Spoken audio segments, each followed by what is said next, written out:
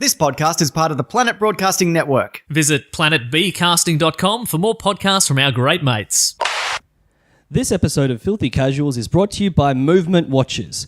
Go to mvmt.com/filthycasuals to get 15% off today with free shipping and free returns. And don't forget, we have our live Filthy Casual show happening in Sydney, December the 16th. It's us doing a live recording of an episode, plus hosting a Mario Kart tournament. We can't wait to see all of you Sydney-siders coming out in full force. So get on to filthycasuals.com.au for a ticket to that. You can also find there a link to our Patreon. If you'd like to support the show, you can do so and get heaps of bonus content and inspire us to get off our little fannies and make some video content for you.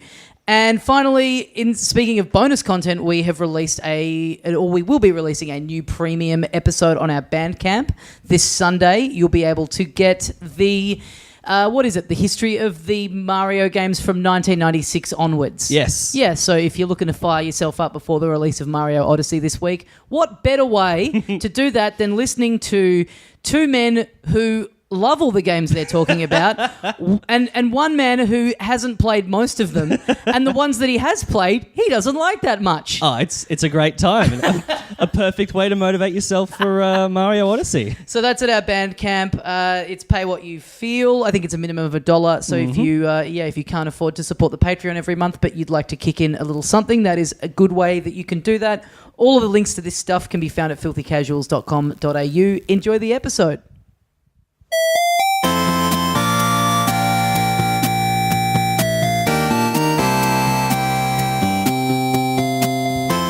Good morning, video games. Welcome to Filthy Casuals, a podcast about video games hosted by three extremely kind and knowledgeable boys. Thank you for joining us once again. My name is Tommy Dasilo, and as always, I'm joined by Ben Vanel. Good morning, video games to you, Tommy. And we also have Adam Knox. Good morning, video games, everybody. Or I suppose by now it's probably good afternoon, video games. Or even good evening. Good evening. You're picking up what I'm putting down. It's weird how in the middle of the night, if you greet someone, which I guess doesn't happen that often, but if it's like, hello, Robber. if it's really late, you never say good night. It's only ever morning, afternoon, evening, and good night means farewell. Yes. I feel like the word hello does a very serviceable job in a situation like that. Not if you're like, if the only time I can think of it coming up is if you're like a receptionist at a hotel. Yes. Or an airport maybe. Oh, yeah. And so like good it's night, 2 a.m. sir. You can't go, hello. Yes. Because you just sound dumb if you say hello in a role where you're meant to be helping. Yeah, I guess, and I mean, I guess a brothel or the sex worker industry, they'd be one that would be having to use a greeting long into the dead of night. Yeah. And having never, partaken in any of those services, I can't speak to, what are they doing? I'm trying to think of like a 7-Eleven. They say, what's that? Anytime. I got to go to a brothel if that's how they're doing it. You're there to Sounds have cool. fun, so it's lighthearted from when you walk in. So that's the only reason you're going in and paying for sex, just because you still think that's cool. You still think what's up is awesome. None of your friends are into it. Your family, you're an outcast. You're like, this is the only place that really gets me. They constantly play Scary Movie on all the TVs in there. Yeah. It's only people who like outdated advertising slogans who ever go. So and the shitty Wayans brothers. Yeah. Can you point me towards the beef? Where's the beef? And if you don't have a good time, not happy, Jan. Oh, that's a good one. We could do these all night. I couldn't. I'm out. I was trying to get the Go-Go Mobile in there. Oh yeah. And 32. Yep. And Mr. Hutz. That kind of works because he was the guy in the carpet ads, and he's like spilt all this shit all over the carpet to sort of show what a good job this carpet cleaner does. Yeah. Okay. And so that could be like you want to recreate that ad, so you just like you're in the room with the with the person. And you just you just jack it onto the carpet. And you're like, say the line, call me Mr. Hutz or whatever his name was. My parents stopped buying Sultana brand because of the ad. We made it from the grapevine. Oh, Ooh, yeah. They hated that ad enough. They stopped, but because they hated it. Yeah. Oh, I thought they found it offensive in some way because it was like parodying. It's desecrating Marvin Gaye's memory. Yeah, like this is where we find out that you're somehow related to Marvin Gaye. Rumors are not a joke. Yeah, no, it was just an annoying enough ad that they changed their breakfast habits. Oh, that's fascinating. And Wow. the best part is, if the advertising agency that commissioned that had found that fact out, they'd be ropeable. Yeah. Like they would Yeah. have been, even just losing one customer off the back of it, Sultana brand would have gone fucking mental at them. Oh, I would hate to see an angry Sultana brand worker because they're eating Sultana brand every day, and as the worst cereal, you'd be in a bad mood every day if you ate Sultana brand every morning. Oh, but you'd be pretty regular, at least. Yeah. They'd say, "I'm furious with you, and I'm going to tell you after I take my 9th shit for today." I'm gonna disagree. I reckon all brand the worst Oh yeah, cereal. because you don't even have the. You don't even have the Yeah. Sultana. Like, imagine a world where you're like wishing for a Sultana. No, but you know what? Like, if you're in a prison cell and it's for the rest of your life, you're in a dungeon. And I really hope that one day you are. And it's like underground and it sucks and there's cockroaches. You're like, Yeah. well, guess my life sucks forever now. But if you're in a prison cell and one day a year somebody walks in and gives you like a back rub, Yeah. you know what I mean? I think that would be worse. Honestly, that's my idea of a perfect life. That little bit of hope, though, is enough Yeah. to drive you insane. Yeah. So the sultanas and Right. that are the back rub. You know what I mean? Imagine yeah. imagine if you got one back rub a year, and then 1 year the back rub person didn't come. That's when you go insane. Yeah. Yeah. That's you need. It's. I actually hate back rubs. It's a short story that I wrote in university. My What dad a used twist. to eat all bran when I was growing up, and it always confused me so much because I just couldn't wrap my head around. It's like this is the guy in charge. Okay, I know Yeah. this. This guy makes all the choices around here. He can do what he wants, and he's still choosing to eat this dog shit cereal. I get no control over what I'm eating because I'm 8. Yeah. But this guy, who's telling him to eat this? I don't get it. Yeah. It used to drive me insane. And now you understand it was personal responsibility, and I never learned that lesson, and that's Right. why I've turned out how I have. You're right. That would be worse if he's in front of me eating ice cream for breakfast Yes, and going, "You little fucking idiot, you can't do this yet." But one day, just so you know, once you hit 18, Yeah. and then I'm looking up to him going, "Fuck, I can't wait to eat ice cream for breakfast every day." Oh, I don't think you get to be a father if you do that. No, no. Is that the rule? Is that Yes. official? Yeah. Cool. So what have we got? What have we got for the good little boys and girls this week? A whole lot. Mm-hmm. Knox, you're the leader of the news. Well, I have my phone open currently to look at. Well, I have my phone on my lap, but it's not open, so... There's been lots of stuff coming out, but a lot of it we haven't gotten around to just yet. The thing that I think Ben and the only thing I've really played this last week has been Middle-earth: Shadow of War. Yes. Isn't it the other way around? No. It's Okay. played me? What do you mean? I thought that title was the other way around. No. No, it should be. It's like how Total War, you know the Total War games? They changed that around at some point. Oh, It really? used to be Rome, Total Did they War. change that around? And now it's Total War, Warhammer is the most recent Yeah, one. right, okay. Which it made more sense when I like the subtitle to be the overarching name. Oh, you know, do? This should be called episode 104 : Filthy Casuals. Do you know what So we log into our RSS feed and we're changing the title of the podcast every single week. It's like a So you magic have- shop, one of those real magic shops that disappears after you've bought something. yeah. We're like that, where the name changes every We're an week. urban legend. Oh, you can't wait to get some sweet press on Snopes.com for this podcast.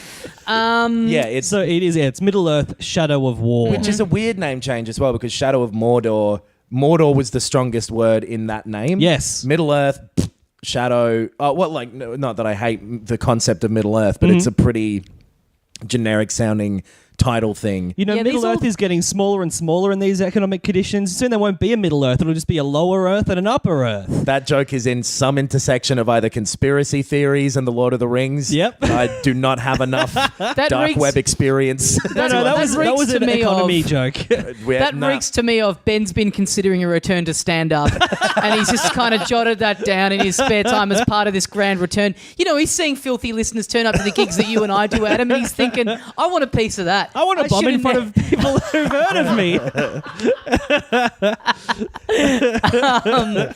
They do. Those two titles sound the same. Yeah, I as someone who's not played either of them, I find them very confusing to hear about. They're too similarly named. You know what this franchise needs? A little ad company that used to work for Sultana brand. Get these guys in there. Give the games some kind of like Marvin Gaye based parody title. Oh yeah, and then the people will come. I mean, a certain peninsula based family will be outraged. Yeah. But A golem has a one ring. I can't. I've been struggling to think of any words from the Lord of the Rings that rhyme with grapevine. Oh. it seems to me like the problem here is you're just not familiar enough with the discography of Marvin Gaye. Or the discography of Tolkien as well. Yeah. Some great gems. I've read the first book about some varying percentage of it about 9 times. Right. Trying to get through it. I usually get to Bombadil and go, oh, fuck off. Well, that's real early. Yeah. Honestly, you should skip that part. It's really bad, that bit. I just don't, yeah. I love it, and yeah, it is bad. That bit is very bad. So the movies are great. Yeah. That's what I'm coming to Middle Earth with. Yeah. The movies are great. Never seen them, never read them. Right. And I'll remain that way till the day I die. That's fair. I'm comfortable saying that as a 31-year-old. There's no point for me to all of a sudden now just watch the Lord of the Rings movies. No, 10 years I after think they you're came right. out. I think because I read them. My dad gave me the trilogy when I was like very young, like 10 or something, and I read them. And I read The Hobbit as well. Yeah. I Have saw you read Silmarillion? I have. I read the Right. Silmarillion. I read like some of the unfinished tales. Right. I read a whole bunch, like everything that was there. And then I saw the movies. Like I've probably seen each of them about 10 times. Right. Like not for a while, but there was a period where I just watched them over and over. I really like The Lord of the Rings in this world, and I really It'd be like. weird if you didn't. Yeah. I've seen him 10 times, but If anything, I'm just kind of medium on them. It was. I always, when a new one came out on DVD, it was such an event where it's like chocked with 376 hours of bonus content. Like they were the DVDs. Yeah. And I was always very jealous because I was like, I wish something that I liked could come out with this much extra shit that I'm never going to get around to watching. 90 Yeah. extra hours of porno. Yeah. Did you get all that stuff? How much of that extra because they'd be 3 hours in the cinemas, and then old Wacko Jack, the other Wacko Jacker, would get in there and he'd just get an itchy trigger finger in the old edit suite and go, imagine this, but with just 45 minutes extra. in Yeah. there. The extra bits, though, I really like the movies, and the extra bits did improve the movies. Totally. It's weird that it does, but you kind of just watch them as like a TV series almost. Right. Just watch them in hour blocks, and like the extra stuff was good because he was drawing on a well-written trilogy that was There's like so much stuff in. 1,000 pages each or something. Yeah. They're due for a cinema re-release, aren't they? I reckon he's busting. I reckon he's busting to go back in, Well, he George fucking- Lucas style, and No. add some new shit in. I reckon get he- it back Hobbit. into the multiplex. After The Hobbit, there's no chance of that for another 10 plus. The Hobbit kind of was his chance of going back and adding it because he used the HDR 48 frames a second or something, So yeah, and 3D and all that shit, and it was just bad. Yeah. Like he just I fucked did it. love that where it was like, he does these like how many books is Lord of the Rings is 3 books, isn't Yes. it? Yeah. 3 big So ass it's like, books. Yeah. here's a movie per book. Yeah. And then it's like The Hobbit, here's 1 book. No, they just all have to be 3 movies now. Yeah, that I'm was- sorry, I've forgotten how to make 1 movie that Yeah. stands alone by itself. Yeah. Like- I was blind the whole time I made Tintin. I can't remember how I did it. It's back to the old 3 film formula, baby. The Yeah. production of those movies was a mess, though. It's like he wasn't meant to direct them. Yeah. Someone else was. It was meant to be two. Guillermo del Toro originally. Right. Yeah. And then it was someone else, And I it was feel one like. movie originally as well. Right. And then I think, they all pulled out for various reasons. And he was like, I guess I'm the guy to do it. And I'm going to fuck it up. Yeah. Wait until the Silmarillion gets made into movies. Oh, Lord. And it's just like Louis Theroux going through and we're talking to people in Middle Earth doing a documentary about When it. I went on a road trip across the United States of America, and it was when the first Hobbit was out in cinemas. Oh, yeah. And we got obsessed with stopping. Those heady days. We got obsessed with stopping in at Denny's on our trip. Oh, yes. The chain in the States, and they were doing a Hobbit tie-in, and it was just the most like. Literally, just the menu had a couple of pictures of a fucking Hobbit on it, and it was like goblin waffles or whatever, but nothing different about them. Like Yeah, literally, yeah. just they'd gone through the menu and chucked some mythical creature at the start of all this stuff. It was just the most. It seemed like neither party really wanted anything to do with it. Like it was just like a mistake. I think like, you've picked. I think the goblin is like the one fantasy thing that doesn't show up in the Lord of the Rings. No. Goblins are in The Hobbit. Are they? Yeah. can't remember that. He accidentally got it right. Because I've read The Hobbit years and They years go ago. under the mountain. It's the Goblin King and stuff. Yeah. Maybe. Okay, I'll change it. You're right. Robot toast. No, there is a robot. Just a huge jock that it just has no concept of anything. Laser fucking fries. Yeah, fucking R2D2 beer. So you're a big Lord of the Rings fan. Yeah, You would I'm describe huge. yourself as. Yeah. Not, if prodded, you wouldn't walk up to people and go, "Hello, it's me, big Lord of the Rings fan." Not Ben anymore. Vanelli." Yeah. Not anymore. I've learnt my lesson. You get a little you get your Lord of the Rings DVD and you consider it to be your precious. Is that what you're saying? Yes. Cool. Yes. So, what are you? How far? Now let's go back with a perfect segue into talking about. Let's make all the listeners freak out and think their phones are glitching right now. So, Middle Earth: Shadow of War. Again, bland name. But what are you reckoning of the game? It's really good. The worst aspects of it are this is probably not entirely fair. I was going to say the worst aspects of it are the elements that are Lord of the Rings based. I would agree with that statement. But This is a bombshell. As two self-confessed Trekkies or whatever you call yourselves from 3 minutes ago to be saying this, I mean, I'm bamboozled. It's like the story and the characters are absolutely horrible in the way that they're the blandest in the history of any art form. The characters especially just are these blank slate. Yeah. Just like... The main character looks like it's kind of like you're in a character creation mode that just really hasn't started doing anything with the sliders yet. It's just like, okay, so that's like boring guy. Now let's make a character. Yeah. They haven't made a character yet. Which, as happened at our live Mario Kart tournament in Melbourne, is what your amiibo looks like. Yeah, but I have some character. At least I have flaws. And like Ben's eyes have some animation to them. Yes. But this guy's... What's it? Because Celebrimbor I don't mind. Yeah, The yeah. Ghost elf who's like... the Wraith, yeah. Half of you... Talion. Talion, yeah, that's it. Talion, yeah. Very boring. But like every supporting character is very dull as well, apart from all of the randomly generated orcs. Yeah. Who I love every single one of them I come across. Totally. There's a cutscene that I just was got past.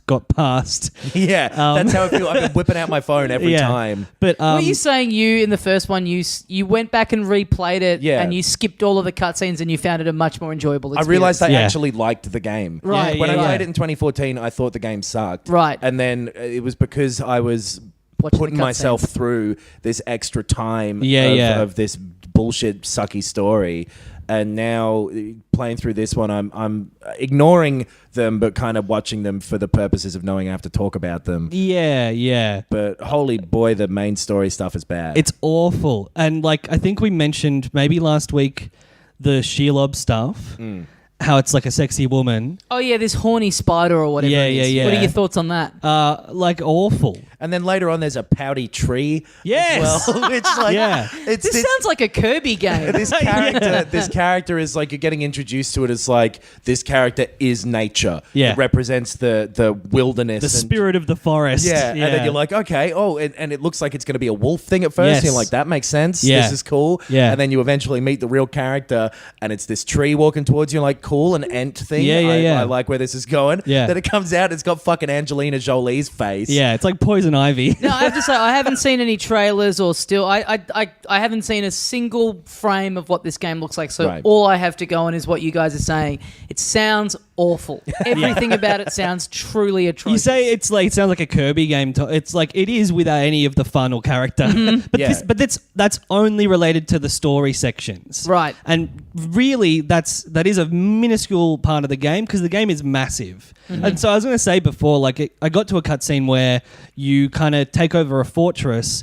And a character from the previous game comes back and he's quite funny and he's got this like big dumb mate and you've got like your own little bodyguard at this point, and they start to have a bit of a fight, and they're kind of like squabbling, and they're very funny. Like it's kind of a well-written scene of them taking pot shots at each other, and then you're the Celebrimbor, you're kind of like ghost guy who gives you all your powers, kind of like takes you aside and is like, ignore these swabbling fools, let's talk about something more boring. Like it literally happens. It's wow, you don't get what's interesting about this game. Every human character and the Witch King and Sauron and all of them. Yeah. Just especially the Gondor characters though. Yes. Are just the flattest, most dull like actors in a porno before they start having sex. But worse than that because it's not even funny. It's just like it's not so bad. It's just bland. It's so kind of vanilla. It's old. It's kind of old-fashioned. It feels like in terms of games. Like, yeah, I guess you could get away with this 10 or 15 years ago, where it's like, "Hello, I'm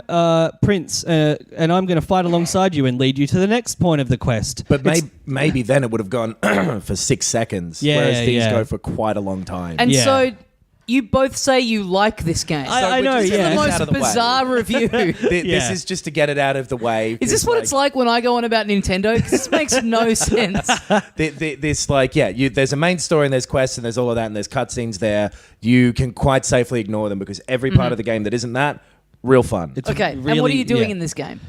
So it's If you've not played the first one, I guess we have to explain. Because if you have played the first one, Shadow of Mordor, it's more of that. It's more of that, and the extra stuff in terms of gameplay is really fun and adds a lot of interesting elements to it and a lot more time. The new stuff is kind of time consuming but fun. And they've tightened up everything from the first one, I feel like, too. Yes, agreed. But so, if you've no experience with these games, what you're doing basically is being a commander of an army at some point. Like, it's Batman combat from the Arkham games. Okay. You're going around fighting a bunch of orcs in Middle-earth. It's kind of like an open world with kind of regenerating enemies, kind of like an Assassin's Creed game where it's like there's a region and there's heaps of enemies in there, and you'll fight the enemies and do quests, and kind of at a certain point you kind of start to cleanse the area a bit. So you're kind of looking towards doing that. But mostly it's kind of a persistent, shitty world that you are constantly running around and having fights in. And so what you're doing when you get past the sort of opening parts of the game is going through and possessing these orcs. Sorry, capturing these. You dominate these orcs and they become part of your army. Yeah. And then you're building up these armies and taking over these fortresses in the regions of Mordor and essentially trying to become the ruler of this world by building up this army that will fight for you. Yeah. And that whole part of it is super interesting. Yeah. Feels great to play. Yep. Is huge and really fun, and it's an expansion of the stuff that was good about the first game in a really in a way that makes a lot of sense and is just fun. It's not like grindy or time wasty or anything. It's all because the combat and the movement is so fluid and fun. It's just it's what I liked about the old good Assassin's Creed games. It's like you get dropped in a really cool, interesting, visually, interesting world. You're really powerful, and you can kind of run and jump around the entire thing. And there are so many upgrades you can make to your powers and to your equipment and all of that the combat never really gets repetitive. Yeah. Because there's heaps of different stuff you can try out, and it's fun and feels good to try out. Yeah. And then all of the orcs. So you're fighting orcs and uruks, which I don't really know the difference between. Yeah. I can't tell which, because some of them they go, that's an uruk and that's an orc next to well, it. Well, because like Saruman made the uruks, and they're just kind of like more powerful orcs, but they all do look the same in this. They're just buff orcs. Yeah. And so real tanked. you're going and fighting all of them, and then there are special ones. Captains, who are kind called of, captains, yeah. And so they're all randomly generated, apart from a few story ones, where there's this template of like, give it this voice with this face and this weakness and this history.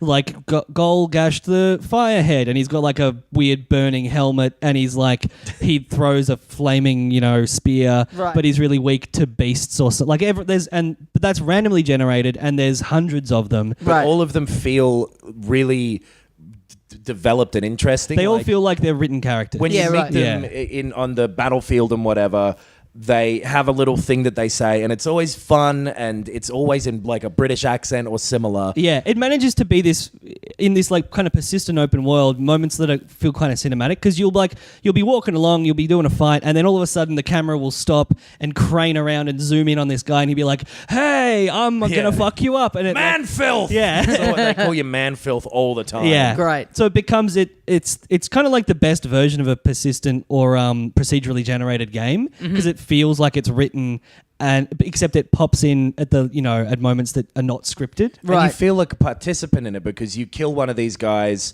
Maybe he comes back later on with a patch over his face. He's like, "You fucking tried to kill me, you piece of shit." Yeah, yeah. And then like you'll get killed by one of them, and they'll remember that and go, "Oh, you're back for more, are you?" You know. Right. And Oh, Yeah. cool. That's Yeah. cool. There'll Yeah. be some of them who it's been really cool, like going and setting one as a target to be like, "Okay, I'm going to go take over this guy," and then you come out of the menu and he's just there. Yeah. He's like, "You're looking for me, cunt." Yeah, yeah. And it's Yeah. like they've all got there's a lot of different sort of types of personality and little gimmicks that they have to make it feel constantly sort of fresh. Yeah, and I know it's- you were putting some sauce on it there, but God, I'd love like a Middle Earth themed game where you're just getting called the sea bomb constantly. It's the closest to that it because would- the attitude is there. yeah, Yeah.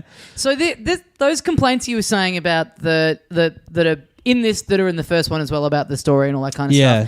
stuff. When the first one came out, was that something that you saw? Were those complaints that you saw reflected in reviews that came out of the first one at the time? I believe they were. Because it seems weird that they so do they clearly they think it was good? Like it's kind of such a weird thing when that's such a glaring issue for people. It's tough to not because- fix up or just kind of scrap it when everything else sounds so good. The thing with the first one is that they invented this kind of persistent evolving enemy system. Like that, it was a brand new piece of tech that hadn't been used before and kind of hasn't been since, except for this sequel. Yep. And it was really, really good and really impressive. And so I think for me, I didn't really care about the story, but I think generally people forgave the weak story. Yeah. 'Cause Yeah. that was such an impressive thing to kind of debut in So it. they've kind of 'cause forgotten. They're like, the rest no, of- people loved it, so they want more story. the rest of that last game was kind of a bland Assassin's Creed style open world game. Right. Like it wasn't other than this stuff with the orcs. Yeah. The first game especially, it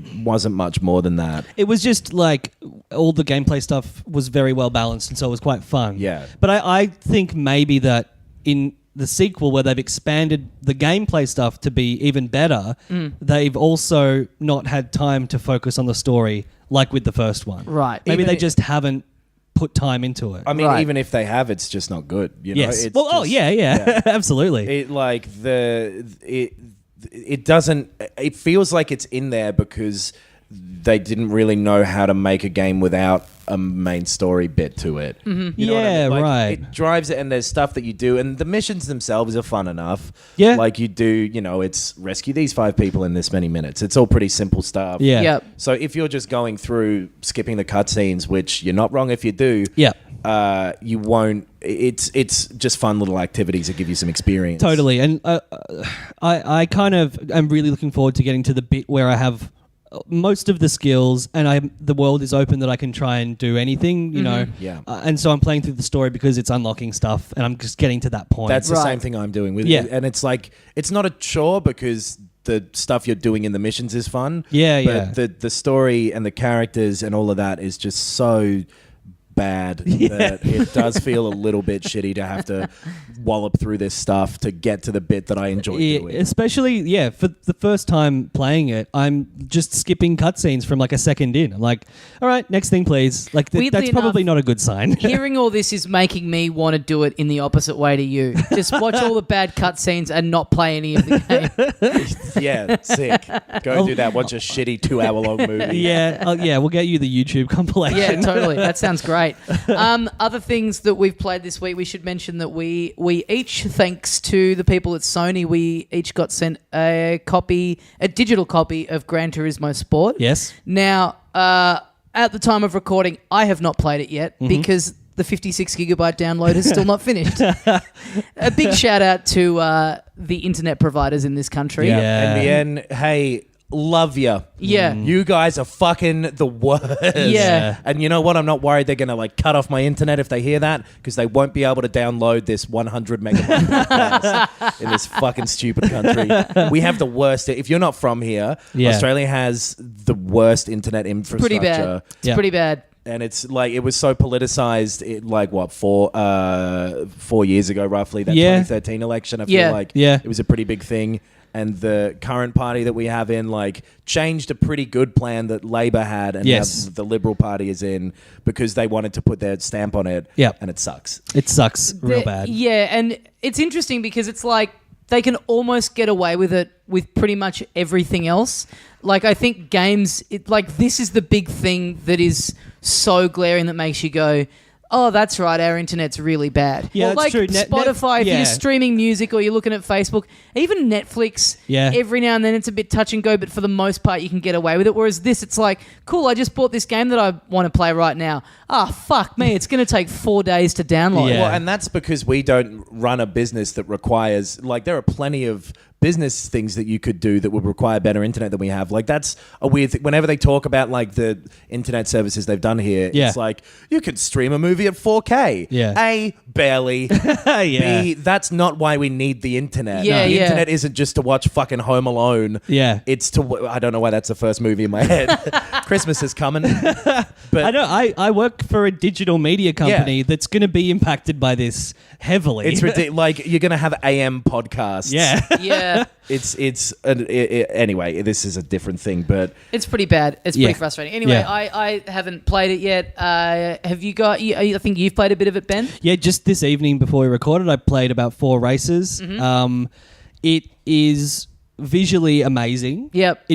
I haven't played one of these Gran Turismo games, I think, since the first. I might have, dipped in, but I played the first a lot and loved it and got kind of like really into the leveling up and the unlocking stuff and getting the cars. And it's such a kind of involved driving sim. Yeah. And this reminds me of that, except from what I know, Knox, we were talking about it before we recorded, it doesn't have the same level of involvement.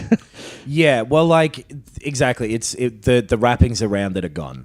Basically, because in the previous Gran Turismo games, which I, have been a fan of kind of on and off, I think 4 was the last one I really played much of. The whole part of the thing with them is that there's 750 cars in here. And there's, I always really liked that, like, you could buy the car your mum owned in 92. They had these shitty cars in there too, which was cool. Along with the amount of cars, there were like so many different kinds of challenges and things to unlock and ways to progress through the game. Yeah, see, I've got friends who are like super car nuts who like love these games. It's like the franchise that they hang out for. I literally, someone asked me the other day, what kind of car do you drive? And I couldn't answer them. I honestly don't know what kind of car I have. Even now, I actually can't tell you off the top of my head. And this was a cop looking into your window. So yeah, it's never really had, like, the thing of it being super realistic, it's like, I don't care. So it's never had that kind of appeal for me, and I can appreciate the all the level of stuff that's going on. Yeah. But who knows? Like, I mean, that means that I've never paid for one, but I'll definitely play this because we got a copy. So I don't know. Maybe I'll discover that I like it more than I'm expecting to. But it's just always felt like something that's just not for me in any capacity. Yeah, and I know like you're into kind of the more arcadey racing games, but I still think. I think there's a level of like, if you like racing games, then you like racing games. Well, you know what? I didn't realize this until I turned it on, or as I was like installing it last night, I saw on the screen that you can play it in VR. Yeah. So that's appealing to me. Yeah. The being able to sit and look around and do all that. So I'm looking forward to giving that a crack with our headset. And you own a car, so... Yeah, so it's like I can pretend that I can go from being in the real world, sitting in a car that I have absolutely no idea what the make or model of it is, even though the logo is staring up at me from the steering wheel, then I can like drive that to my house, get out, and just recreate that experience on the TV with a headset on. But a lot quicker and in a lot nicer car as well. Mm-hmm. Like, I don't know exactly what type of car you own as well, but I know it's not a Ferrari. It is. I think it's a Maserati. It's like if Hard to remember. It's like if it took me 3 days to get ready to get in my car. is what this is what the Gran Turismo downloading the game has been right. like. Yes. It's like I'm like, geez, it'd be cool to go for a drive, and then I just kind of fuck around and do chores for 72 hours. And all of a sudden, it's like, cool, the cars are ready to go. Yeah. Like your garage door is just It's really slow. You're just standing there checking your watch. Those punk kids, they've gone in and fucked with the motor in my automatic door. But you can open the garage door in the background and you can go and do something else in the I have. meantime. I've pushed the Yeah. button. It Yeah, just yeah. sits there. And I mean, look, I feel bad about how much electricity it's wasting for this garage door to be slowly opening throughout the night. Well, the government ruined the garage door infrastructure. Yeah, it was going to be and now for 20 years we're going to have worse garage doors than the rest of the company. Oh, man. and hey, it's like, the world. The company. you know, what do I care? Me and my housemates, we pay $26 a month each, and we get like unlimited garage door open. So it doesn't really affect us at all. We can open and close that thing as many times as we like. Yeah, It's yeah. really funny how your garage door's name is Rick and Morty Pickle Rick, which is your garage door. I want to open it. It's Pickle Rick. That's my garage door. I'm doing Wi-Fi name joke. Very good. Oh, Wi-Fi. okay. See, I didn't get that. Yeah. I just thought you were very egregiously wedging in a Rick and Morty reference. No, for I was, no reason. but with a specific Wi-Fi. Well, I mean, I literally didn't understand. So my IQ actually not high enough to comprehend what was going on I just think then. funny Wi-Fi names is my favorite kind of comedy. Is it really? Yeah. In like 2009 to 11, Yes. it was a big mark heyday. of pride to have the funniest Wi-Fi name that you could. Yeah. I don't remember any good ones. Mine is Battletoads 69. Yeah, That's good. Which is a reference to this podcast, pretty much. Fly for a Wi-Fi went around for a while. Yes. Those sort of ones. Yeah. Yeah, pretty. Every now and then, even in this day and age, I'll see someone, you know, sharing an image of a pop-up. Yeah. That's pretty fly for a Wi-Fi. And it's like, you're posting this on the internet, so I know that you have access to it. How does a grown-ass man get to 2017 and not have seen that at least a dozen times a month already? Yeah. In brackets, Borat voice. My Wi-Fi. Not bad. Is another one. Yeah, not bad. You don't mind that one? I don't mind that one. Okay. Let's do an episode where we just review all of the Wi-Fi names that we've seen. I would Alright. love to do that. Yeah. But then that week, none of us play any Wi-Fi names, so we just. We got a new service provider recently, and we missed out on an opportunity because I was going to rename it. Yeah. But then by the time I was like, okay, well, what should we change the password and the name to?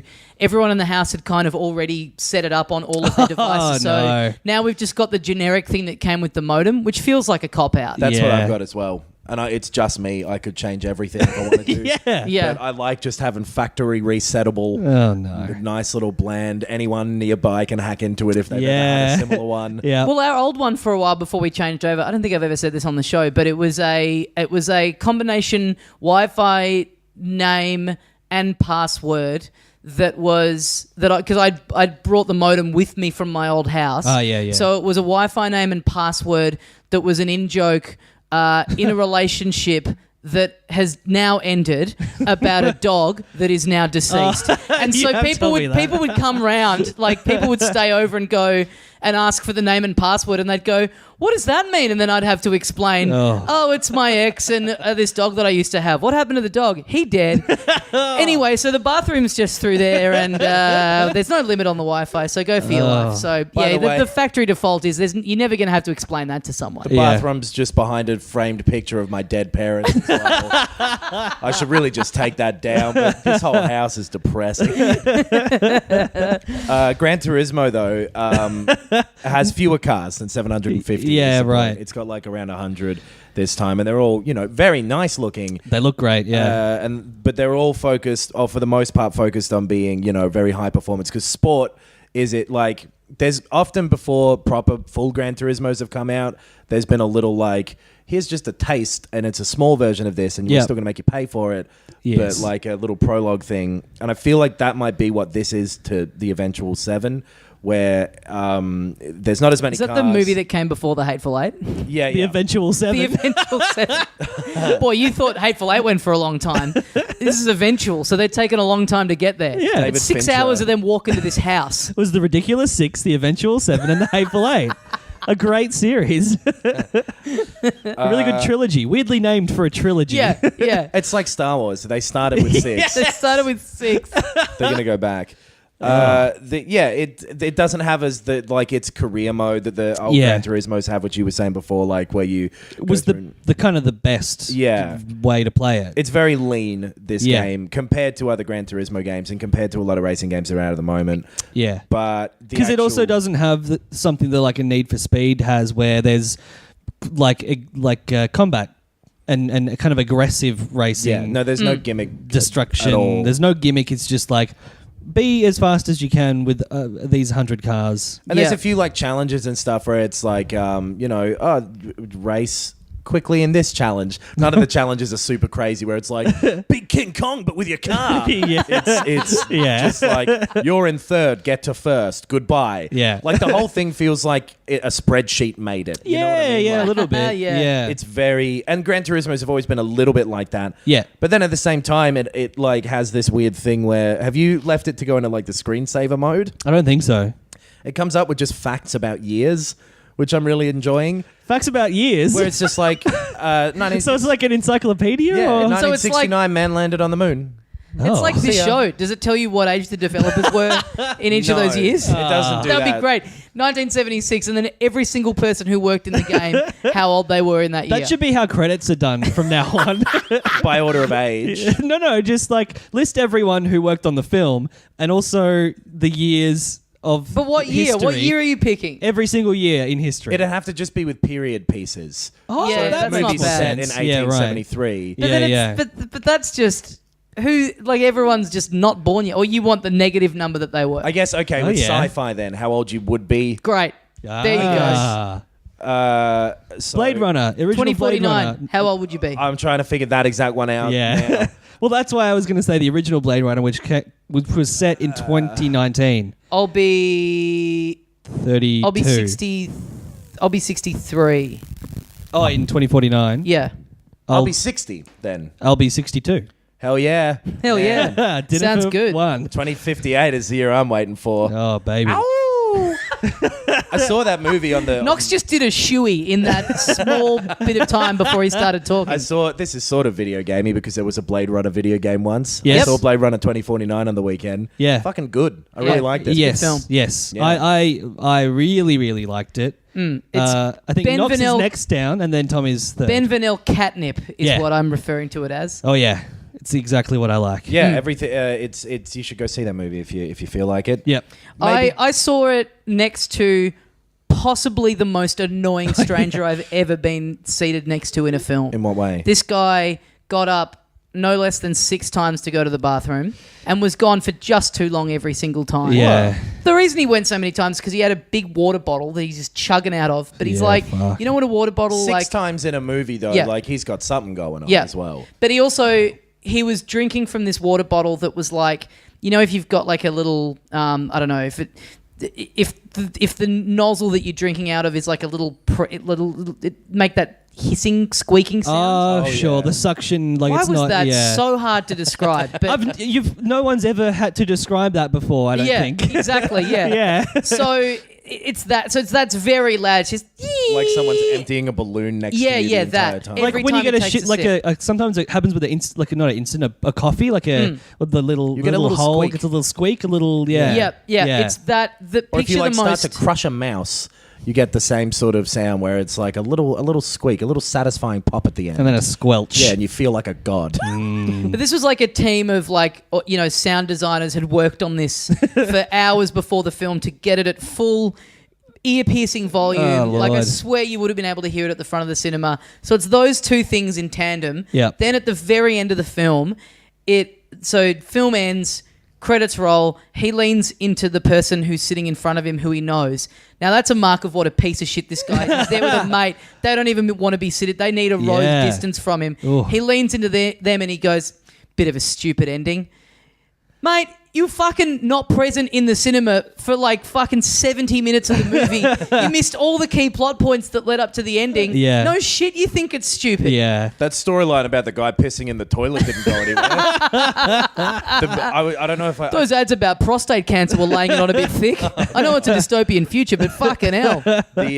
When I went and saw Gravity, I went and saw it on my own, which I like doing with movies. Me too. I've done It's that a awesome. fair bit this year. Yeah. Yeah. And I sat in a seat Okay. in a relatively empty cinema. This is a Holy couple of weeks shit. after Great start. Gravity had come out. I didn't just stand at the edge. So this was a couple of weeks after Gravity came out. Yeah, so- Before that, you were floating. Oh my God. Get me on the stage, boys! The sassy computer has done it again. You got a fast processor this week. That's weird because I'm the most tired I've ever been in my entire life. So the cinema was relatively empty. Is my point. I had a nice little bucket of popcorn. Yeah. I was gonna eat from gonna munch on? during the film. Let me guess. Little hole cut in the bottom of that box. Hey, I want to give myself a nice little trick. So I put that next to me in the hole because it's a small one because it's just me. Yeah. Or as small as movie popcorn goes, and Yeah, right. it fit in the. So it's like bloody 3 liters. grain silo. I bloody Jeez. dragged it in with my wheelchair. Beep beep, backing up my popcorn. Oh, so By the way, big. just very quickly, I think one of the worst hospo jobs would be working the candy bar at a cinema. Yeah. Because your whole day is just fucking smart-ass jokes about the size and cost Yeah. of the two things you sell. Yep. Don't you think that would be the most unbearable part of it? All day. Like someone ordering a large and then you handing them this fucking 6-liter thing and them going, ha, is that all you get? You know what I mean? Just Yeah. that, $15, that's pretty reasonable for a drink. It'd drive you to insanity. I used to work at a cinema, and that did happen, and it drove me to insanity. There you go. And that's why I am the Man, way I am this now. explains so much. Yeah. Anyway. Still working in that cinema, but you've just gone crazy. This is the middle of a shift, and God. you've thought out the rest of your life. Oh man. And that big toucan that works as the whistle in the Flintstones cinema you work at. Oh. I couldn't think of what ends at a cinema shift. But anyway, put it next to me. It's slightly too big for the cup holder, but I'm balancing it on there. Oh, yeah. And it's sitting nice and comfortable. Sitting like a pretty? table. So it's pretty empty cinema, no allocated seating. Yep. Someone walks in. They're going to see the movie too. I'm more than okay with this at this point. Yeah, sure. They've got every right to watch this film. You didn't book out the whole cinema. No, not this time. But there's only about maybe 7 other people in this cinema. Okay. It's pretty empty. Yeah, And yeah. what yeah. movie was it? I missed the 8 times that you said the It title was so far. Gravity. Excellent. It was Alfonso Cuarón's Gravity. Mm-hmm. Right. So this other gentleman walks into the cinema. He gives a look around, obviously deciding, where do I want to sit? Yeah. He's got nothing with him. He hasn't gone for a snack. Yep. He's just walking in. He's going to see him film, clean living, Yep. make his way out. Okay. He looks around. He's got many seat options. I wonder where this is going. I'm bamboozled. He's I have got no idea. whatever the capacity of a cinema is, -8. Yes. That's how many seats he has to choose from. Yeah. He looks This around. is making The Lord of the Rings look like one of those little Pixar shorts that they play. And then Faramir comes in. Oh. Now, he didn't come in the original, but he comes in this one. So this guy comes up, and he's going to sit next to me. Oh. Is that what's happening? Because he goes down the other side of the aisle, and he's Bit of warning would have been nice. Because I'm like maybe 3 in from the edge of my aisle. Yeah. He Right. goes to the other aisle. Oh my god. And starts moving in towards me. I'm like, well, he's going to stop 3 away. Yeah. He keeps going. Oh, And he no. comes and he's right next to me and he goes, this is where I'm going to sit. He doesn't say it, but, he Okay. starts Everything to about sit his down. body language says that. Yeah. On his way down, almost empty cinema, any number of seats. He chose next to me, okay. Then as he sits down, knocks over the popcorn. Great. Oh. It goes everywhere. Great. It lands on the floor. It doesn't go everywhere. It goes in a pretty small area relatively, but It covers the entire world. yeah, it knocks over all on the floor, and he goes, "Oh, sorry." He's a French guy, Oh, and he goes, what a the twist. worst kind of people. "Sorry." He doesn't make a movement to pick it up. He doesn't. If in my head, if I'd have been enough of a psychopath to sit next to someone in that cinema and I knocked over their popcorn, I would have gone, "Oh my God, I'm so sorry. I'll buy you another. I'll pick up what's here. I'll buy you another. Yeah. I'm really sorry about that." He says, "Oh, sorry." Makes no movement. Brutal. Does nothing. Right. And doesn't go to pick it up. And I moved, further away from You him. moved. Yeah. You didn't make Great. a movement. Yeah. I wish he'd followed you. I got up and I moved, and yeah, it was. And you didn't get any popcorn? I really hated that film. No, I didn't go get more popcorn. I can't afford it. $15 for popcorn. Oh, Seems man. like a At least you get a bloody reasonable family.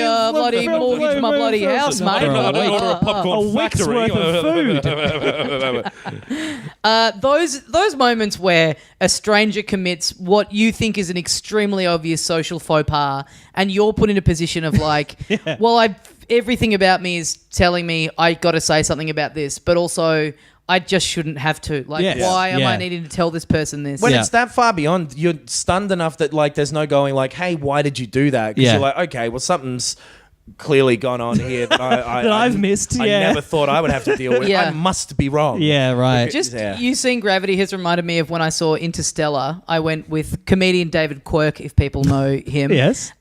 We went and saw it when we were doing gigs in Sydney. Yeah. And we got to the end, and that's a film that's kind of a film that was good to see with a bunch of people because there's a lot to kind of unpack at the end of it. Yeah, yeah. So we're sitting there, a few of us who were there having beers afterwards.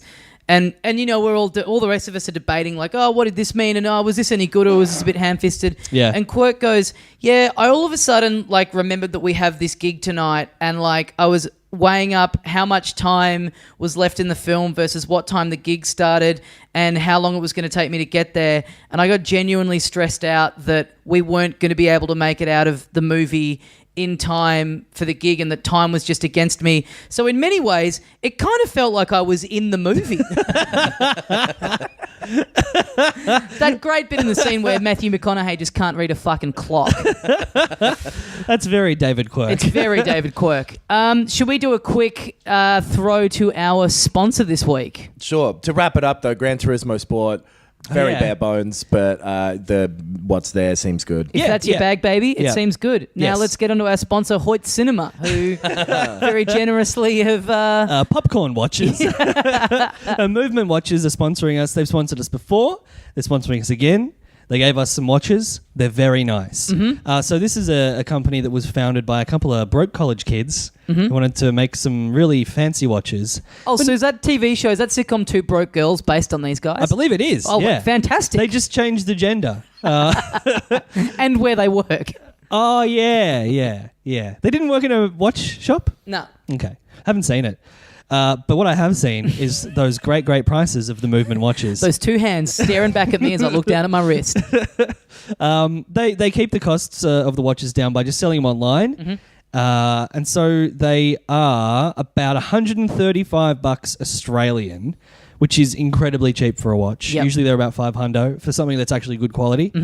By selling them online, they cut out the middleman. There's no markup. They provide you, the consumer, the best possible price. A lot of people don't seem to like this middleman I keep hearing about. Yeah. Seems like a poorly liked person. That's a great comedy sketch, The Middleman.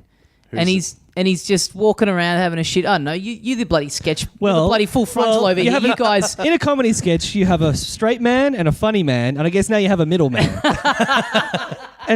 And he gets cut out of the sketch, I guess. Yeah.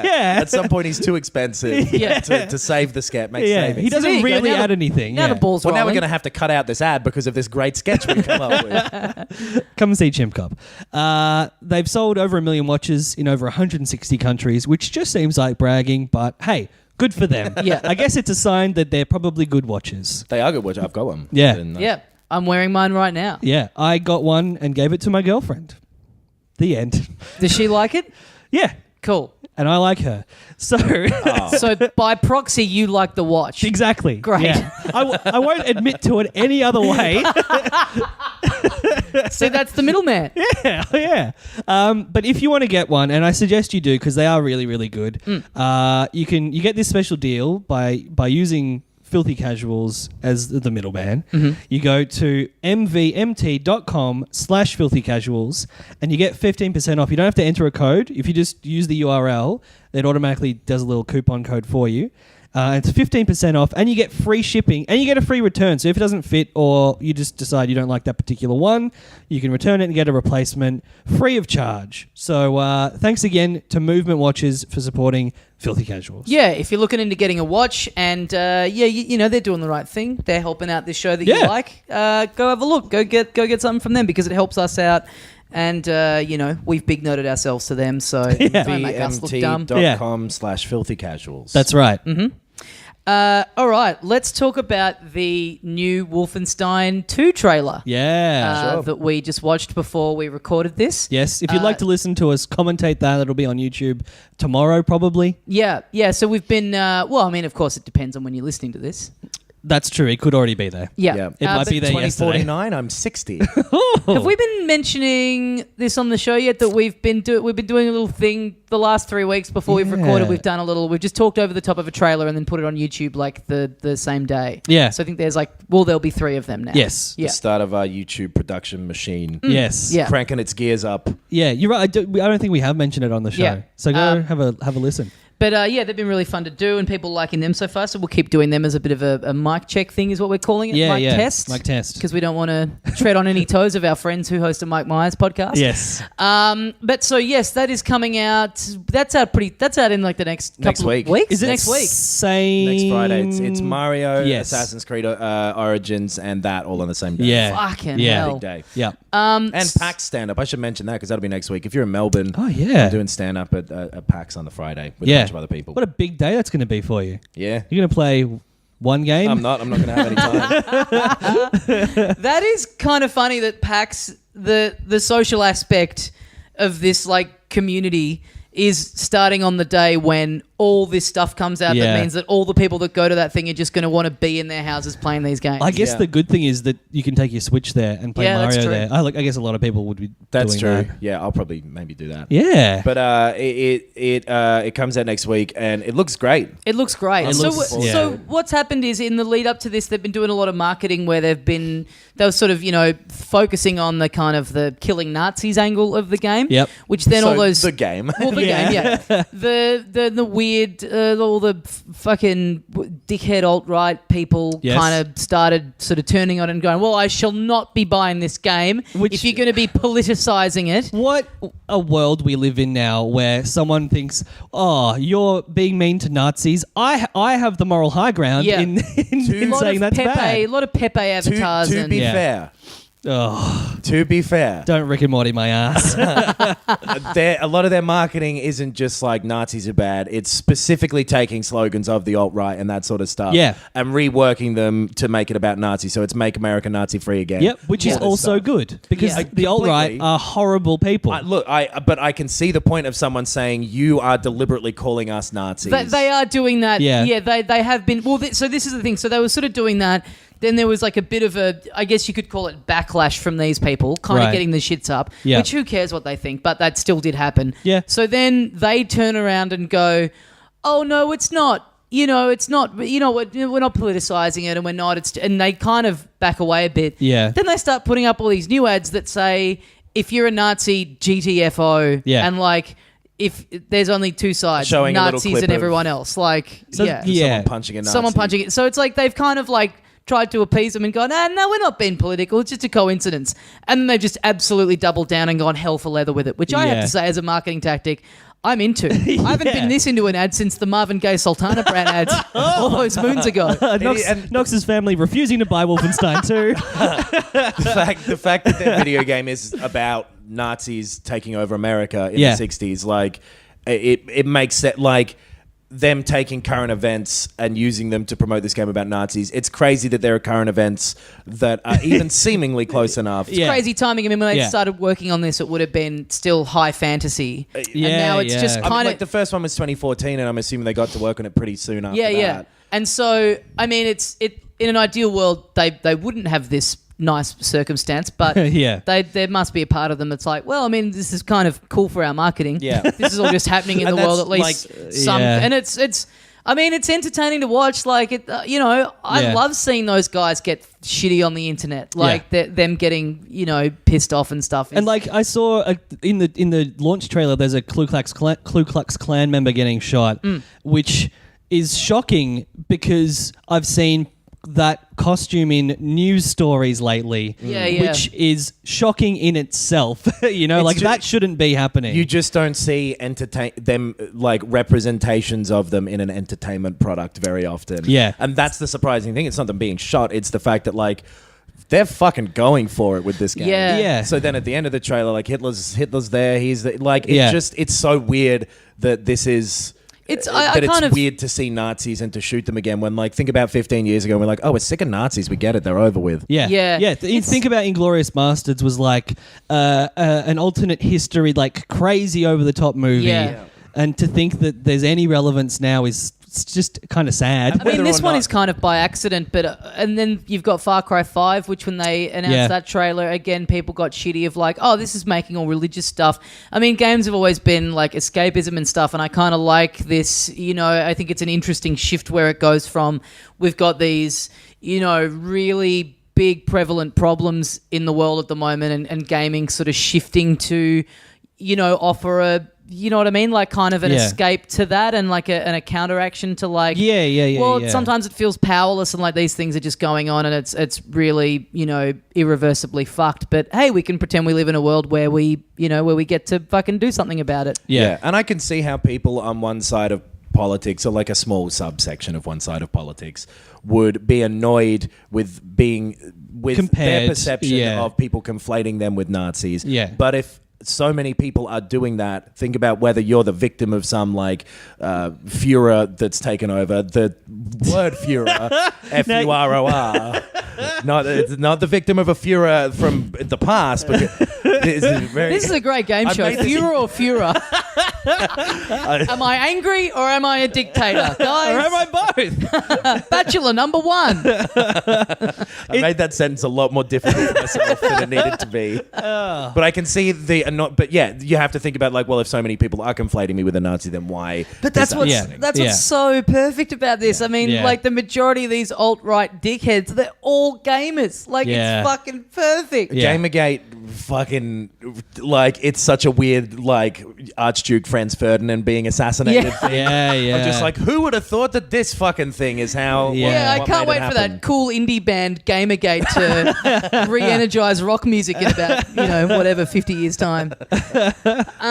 So yeah, I think it looks great. Yeah. I will have played that before the episode from the next one, like 106 or whatever. I'm going to play that when it comes out. Oh yeah, Oh, we should say, looking ahead, Ben and I are both off overseas at the end of next week. Yeah. So yeah, I mean we're not going to have a disruption in. We've worked out how to. We're going to record with you over Skype. Yep. Just before you get back and just after I get back. Yep. We're lucky that those kind of overlap.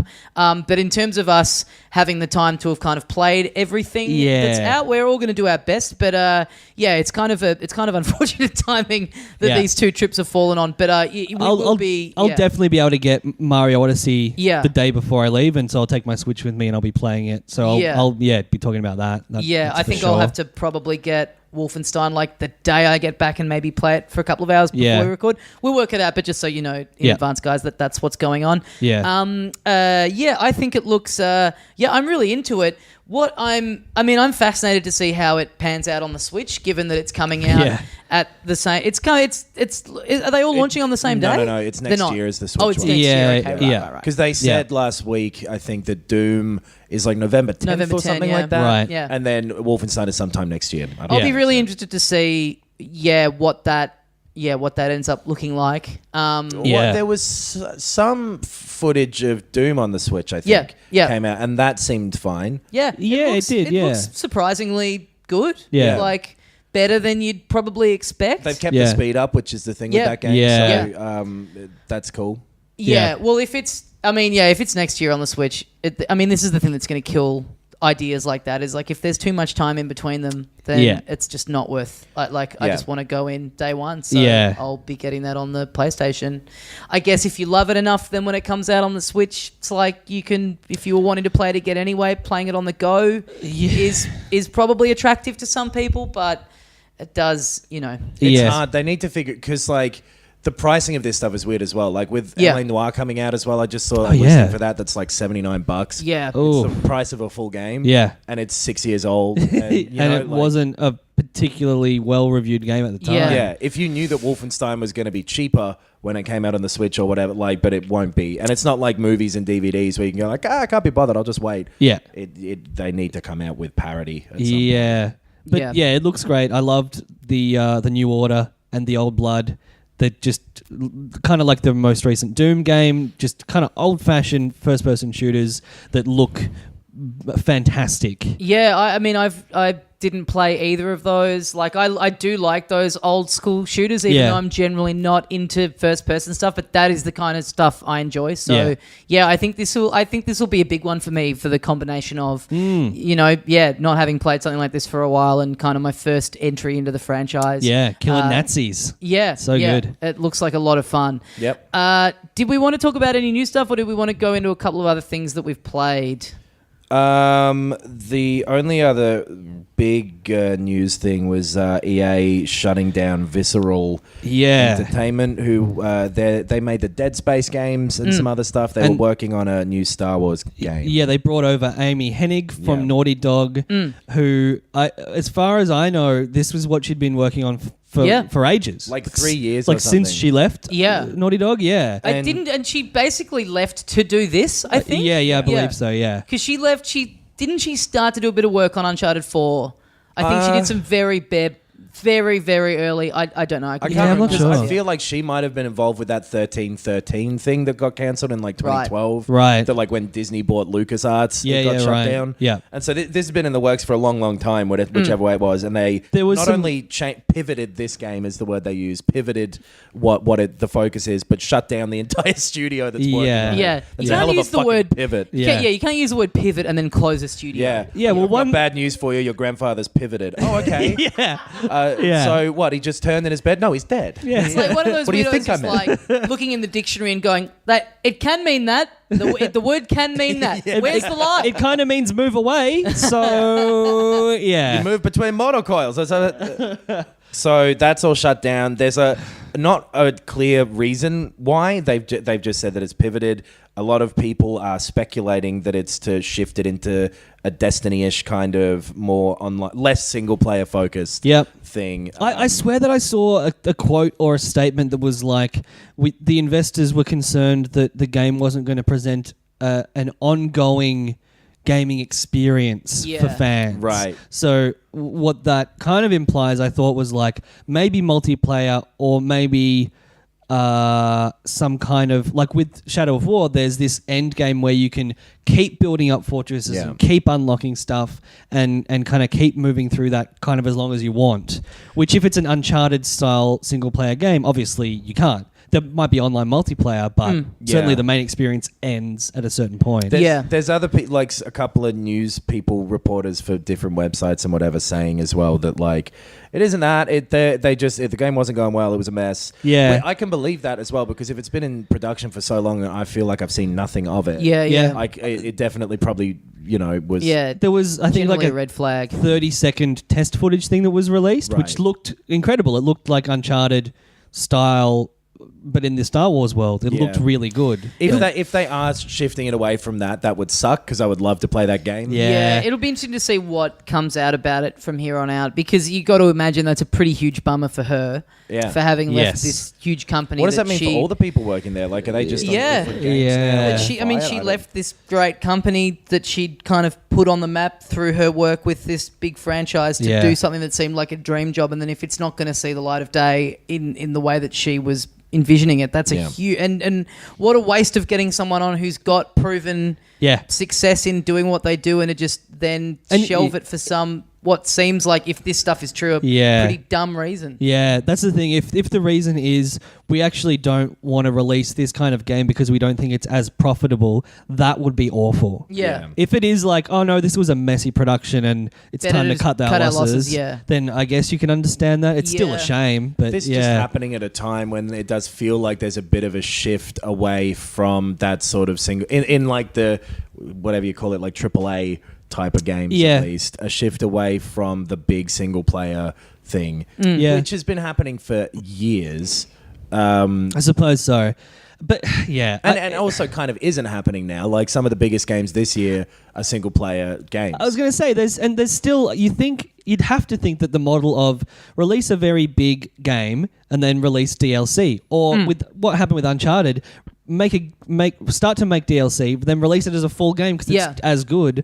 That's still going to make a lot of money. You see these aberrations like Battlegrounds or like GTA 5 or these crazy things where or Minecraft even, where it's like they sell mega millions and whatever because they've got these loot boxes are in it, and there's constant DLC or there's an online subscription or whatever. It happened with World of Warcraft as well. When that got really big, every second studio was going out and going like, okay, we need to make a massive multiplayer game. People must love them. Yeah, true. They don't love them. They love this one that happened. Yeah. This bandwagoning on a flash in a pan sort of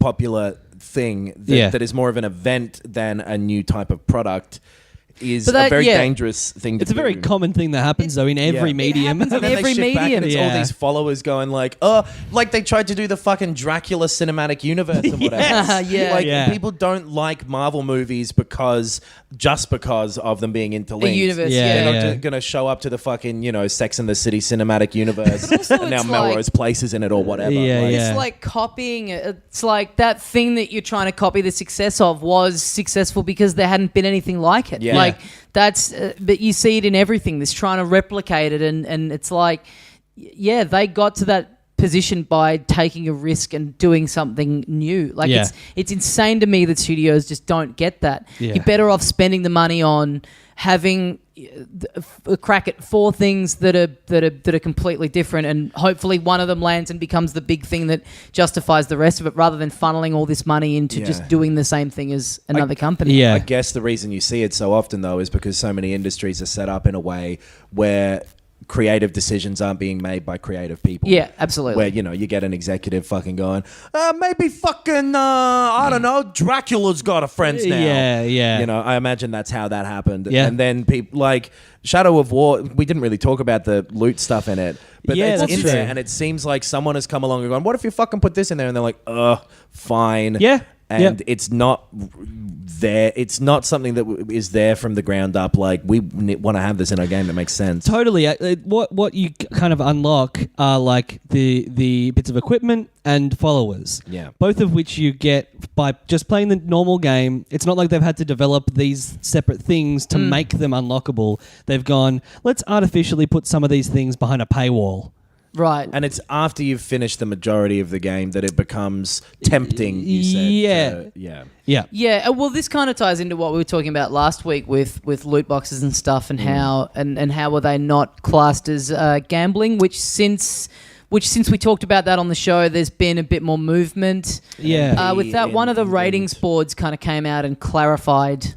Well, yeah, the ESRB in America, people were trying to get them to ban it or something. They came out and they're like, that's not us. Yeah. We can't do that. We just say what's in the game. Yeah. We don't have the Legislative power, we can't change gambling laws in this country. Yeah. But it was Or we'd be basically millionaires. It was basically, why doesn't that affect the rating? And them having to sort of go, well, here's why it's not. Here's why it doesn't technically classify as gambling. Exactly. Yeah, because our ratings are based on certain things like language and nudity and adult themes and stuff like an that. MP in England has put some motion. I don't really know the specifics of that, but an MP, which stands for Don't say massive penis. no. Because I already thought of that. Military police is the only. There you go. That'll do. That's a slight pivot. I don't actually know what member of parliament. Yeah. Yeah. Okay. Anyway, so maybe stuff will move on that. I have a feeling in my gut that it's going to stop making money and go away like the online passes did and that sort of stuff. Oh, really? And it will change to something else because I can't see there being enough space in people's lives for every game to have this thing and for them to make money because of that. I guess so. Maybe it's going to be like 3D in movies where they push it really hard for an annoyingly long time and then it slowly fades away. And then make 4 more avatars for some fucking... Oh, yeah, it's coming back. oh no. So in terms of what we've all played, I have not actually played that much this week. That's beyond what we've already talked about. Well, I mean, I hadn't played any of them either.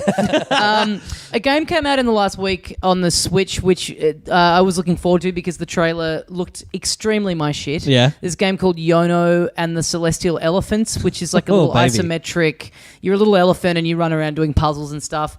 And I've played barely any of it. It's fine. I was really excited for it because the art style and everything looked like exactly the kind of thing I'm into. But I think it's just a product of, there's been a lot of good stuff out in the last couple of months and a lot of stuff that really has grabbed me. And there's nothing wrong with this game. It does everything well. It just doesn't do it exceptionally enough to Right. have really made me go, fuck yeah, when it's like a lot of stuff that I have played in the last 2 months It's like really you're has done reading that. out one of Yeah. my school reports. I just was kind of going through it and was just like, this is all pleasant enough, but Right. it's not really. It's just not doing it for me. Yeah. And How much was it? it's 20. But you know what? You know what I think a big thing is too. Like like a lot of that stuff that comes out that has a very kind of like playful or childlike aesthetic. There's actually a bit of depth to it that's Right. popular in games. This actually just feels like it is much more for the audience that it looks like it's for. Right. It's like, this is kind of a kid's game. Yeah, like, okay. It's a noticeably like I don't think there's much challenge or much in Right. it. I mean, I'll still give it a little more of a go and see if that's unfair or not. But it just more speaks to the volume of. It did make me realize, I've been playing a lot of really good stuff lately. Like in Yeah, any right. other, in any other month or year or whatever, it probably would have stuck out a bit more. But it just, Yeah. Stardew, I played a bit more of after we talked about it last week. Stardew Valley, and Yep. it did again like it sitting there in a session of it going, okay, I get this now. Yeah, I'm about to get hooked. Yeah. And then I turn it off and I don't think about it again until I like force myself to turn it back on again. Right. So I don't know, but I know that you almost immediately, Ben, after last week, you Yeah. went right in. Like almost, I think that night Yeah. did the thing that I was thinking that I would, which is go fully in. Yeah. And like couldn't go to work for another couple of days. So I just kind of laid in bed playing Stardew Valley and got completely into it. I did the other thing that I mentioned was look up a few tips. Yeah, on how I found to that actually, helpful. Yeah. and that totally got me into it. And I do like that Yeah. you get little quests in it. Like I like that each day you Right. get up and it's like, this person lost their rake. Go and find that. Like I Right. do like that it does give you little things to go do if See you the want. most annoying real life don't wake up every day. And so I was like, I lost my rake again. Yeah. I live on a farm. I got to walk all the way into town to find your fucking rake. Yeah, I walk down. Guess what? I look next to it. It's not here. All right, I've helped. Bye. I'm going to walk to my neighbour's house. Now, in my world, that takes 6 hours out of my day. Yeah. So you know how you said, Knox, that you would look to your left, not find it, and continue with your day. Yeah. That's what I've been doing. I haven't been doing the quests at all, Right. really. Like, Right. from what I understand, you don't really have to. No. Like, it's not like anything happens if you ignore that person's request. You just don't fulfill that quest, and you get I've like got a little few bit of coins an, or whatever from I've got it. a little bit of an OCD thing where it bugs Yeah. me knowing that those little things are sitting in that menu unchecked. See, you don't even have to accept them. Right. So if you don't accept, they're not in your They little go journal. away? Yeah. Okay, right. I didn't know that. Knowing that Yeah. they're there, I'm the same way. When there's anything, I want to do it. And Yeah. so I did accept like 4 kind of because I thought you had to, and so I'm doing those. Right. And there are other ones I know now that are like, go to the old town hall and look for the mice. Yeah, and yeah. that kinda I did that. Does lead to apparently kind of like a bigger ongoing thing. So Yeah. that's what I was going to ask: is if you don't accept them and nothing negative happens, Yeah. are you missing out on positive? Like, do they Yeah. get more interesting in their? I think so, and I think Right. that a lot of the kind of upgrades are not necessarily fully tied to quests, but Can like be if you gotten through. or you go to the mines because you need to get some ore to upgrade all of your tools. Yeah. And then there's like a guy there who's like, you should do this, and you kind of if you go Yeah. further down, then this happens, and so it is kind of all kind of naturally interwoven. Right. My problem is I just haven't gotten. I feel like there was these things you always hit a point where it's like your tools are upgraded enough, you've got enough you've got enough. You sort of have to wade through a lot to get yourself to a point where everything's just kind of happily cooking away on all cylinders effectively. Yeah. And I haven't gotten to that thing where I'm like generating enough thing to get the upgrades to make all the stuff go faster. Right. I'm still just like each day is like I do 2 little things that don't seem to be getting me to Right. that point quite quick enough. Right. And I know that's just a patience thing and that's the point of the game, but I feel like it's way easy to get sucked in once you're actually turning shit over and you're able to Yeah. like upgrade and buy new stuff quicker and Totally. quicker and when quicker. those plates Totally. are spinning nice. Yeah, Yeah. exactly. Like I, for a second, played or like a few. I played this thing. It was called like Paperclip Maker or something. Oh yes, I played that for a bit as well. Yeah. And Yeah. it's just one of those clicker games where there's Yeah. nothing to actually do. You're not actually doing anything. You're watching numbers go up. Yeah. But there's something about it where you're like, well, I need more of them. I need See, more of these weirdly, numbers. I didn't get that with that or any clicker game. I never got into Cookie Clicker or anything. Cookie Clicker. We've talked about Cookie Clicker before. I think we have, yeah. Cookie Clicker came up in. We haven't talked about it for ages, but a Facebook games group that a bunch of us are in with some people we know and some people we've never met before. Yes. But various identities from the Australian media landscape. Yes. But Cookie Clicker got posted in there when I first got added into the group. Right. And people went insane for it. And there was like an ongoing thread of like people at work leaving their work computers on because you could like set it automatically. Yeah, That's what I was right. doing. I was having it running in the background while I did some other stuff and then coming back to it and being like, oh, why haven't you sold more paper clips yet? Right, But right. It turned people- into a real Victorian era awful boss. But people leaving their work computers on and coming back 15 hours later. Right. And checking in the group in the morning going, get a look at this, boys. So in the middle of all of this happening, Grand Theft Auto 5 comes out. A week later, someone posts in the group and goes, can anyone else not believe that we literally forgot to talk about GTA 5 because we were all going on about fucking Cookie Clicker? None of us... It just made me feel so dirty. Like, it's kind of the worst gaming experience where I've ever had, where I'm like, this is... Like I was saying, Stardew makes me feel this a little bit. Oh, yeah. This is the extreme of it. An absolute waste of time. An Taps into indefensible waste of time. It taps into something very primal in your brain. Yeah. Of just like wanting to gather more berries to live. Yeah. Probably. Like, you Yeah, can't- yeah. Someone looking at you going, what the fuck's that? If it's like a Uncharted or something, you can come up with a list of like, you might not get it, but here's what I get out of this. Yeah, humans A like quick- stories. You know, there's that. A clicker game, you're like, I'm just watching this counter go I up. wouldn't Yeah. say it like a robot that had never met Humans a like human. stories, I believe, from my studies. Anyway, if you've never had your life fully ruined, I fully recommend finding Cookie Clicker So, and going in. because Stardew Valley sounds a lot like it shares very sort of makeup with those sort of games. It does on a Yeah. base level. It does, but it's every game also does on it has some like level. very pleasant music. All the like designs are very nice, but it also has that thing of like building your own thing, like designing your farm and choosing how it looks and choosing where to put stuff, which again is a very kind of natural thing. It's like, you know, I used to live up in the hills and we had like a big garden, and I was like, Yeah. I'm going to have a herb garden. I had to lay it out and dig it Yeah, up. bro. Yeah. What's the time? Is it? Is it 4:20? Somewhere, bruh.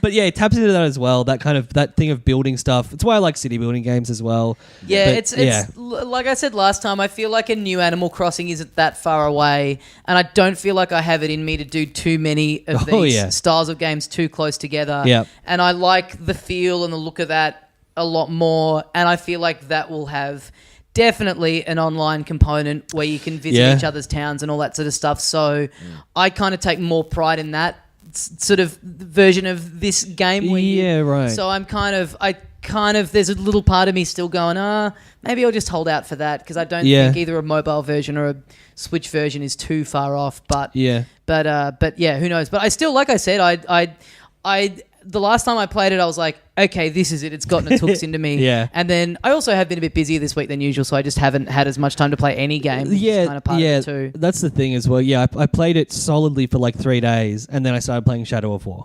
So, but it's the fact that it's on the Switch that I've started doing the thing I never really thought I would care to, which is play it in bed, play it, at my desk while I'm doing something else. Like actually using the Switches in the handheld mode to play Stardew Valley because it's got that kind of addictive. Oh man, aspect. you'll whip Switch it out. is great for that. Yeah. Yeah. Oh man, you'll whip it out on your flight overseas. Oh, and yeah, you'll absolutely. be- And they'll have to land early and get kicked off the plane. I couldn't get that out because I was so excited. I gotta get it. Whip it out, might be about a stick. God damn it! I'm about to say the funniest thing I've ever said. I dropped a the race. microphone. It breaks.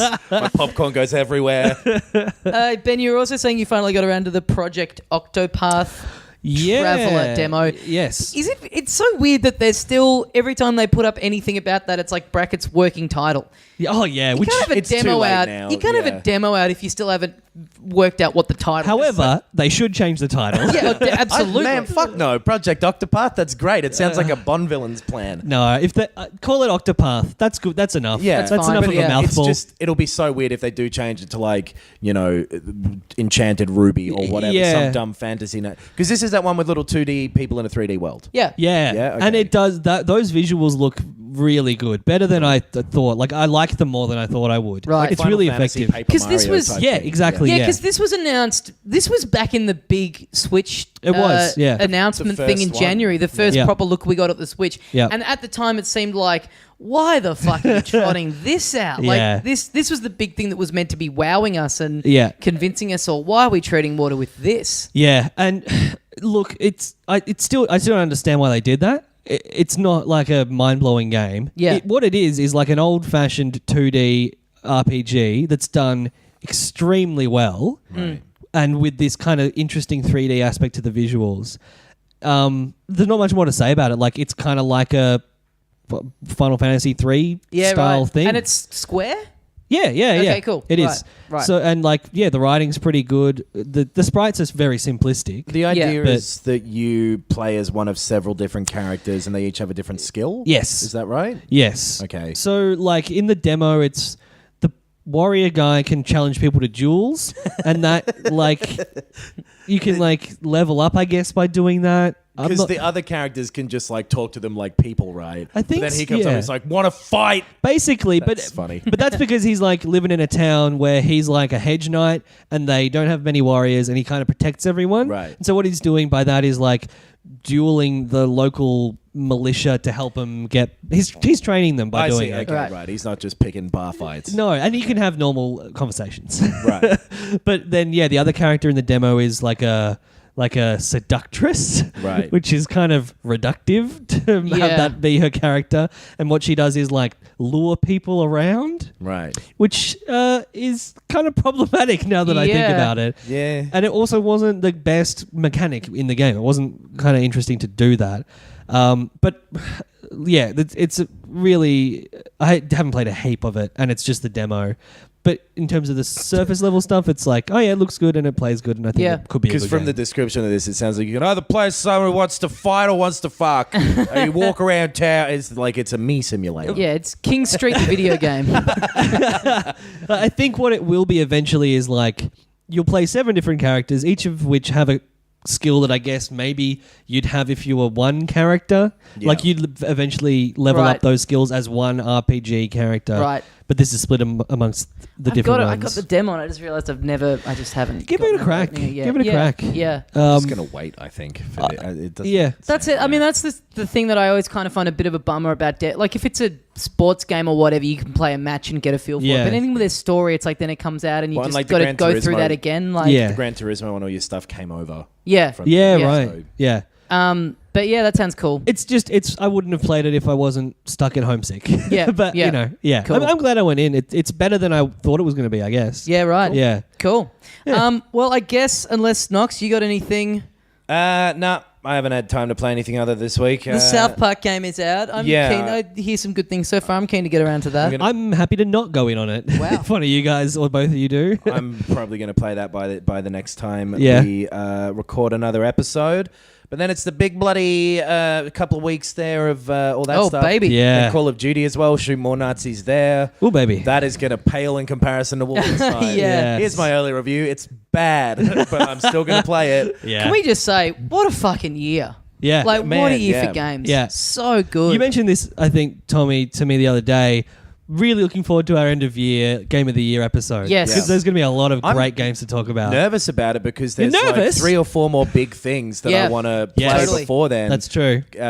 Like Divinity Original Sin 2. Oh, yeah, I've heard yeah. nothing but great things about. Sounds fucking awesome. Yeah. And is 100 hours long, and I've already done that once this year. Yeah, with fuck. Persona 5. I already so- think there's going to have to be like multiple different honorable mentions categories. Yes. Yeah. That's what I've already got. Yeah. I could do a top 5 of games that technically don't qualify because they're re-releases and remasters that Yeah. in any other year would just sneak into the top 5 without there having to be a caveat. But Yeah. they almost deserve their own category. Yeah. But And we and- got time to think about that. we got heaps of time to think about it. Guys, thanks very much for listening. Filthycasuals.com.au for tickets to our live show. Keep an eye on that for the Bandcamp episode that is going up on Sunday. Patreon, we thank you all very much, those of you that are supporting, and we hope you've been enjoying the bonus. We've sent out one, and we're sending out Yes. another one very soon. Yes. So, yeah, guys, thanks very much for listening. And as we say at the end here of every episode of Filthy Casuals... Roof. It's another old ad. If you're not from Australia as well, that won't make sense. He was the roof seal, and you sealed roofs, but he was also a seal. You can YouTube him. This podcast is part of the Planet Broadcasting Network. Visit planetbcasting.com for more podcasts from our great mates. I mean, if you want. It's up to you.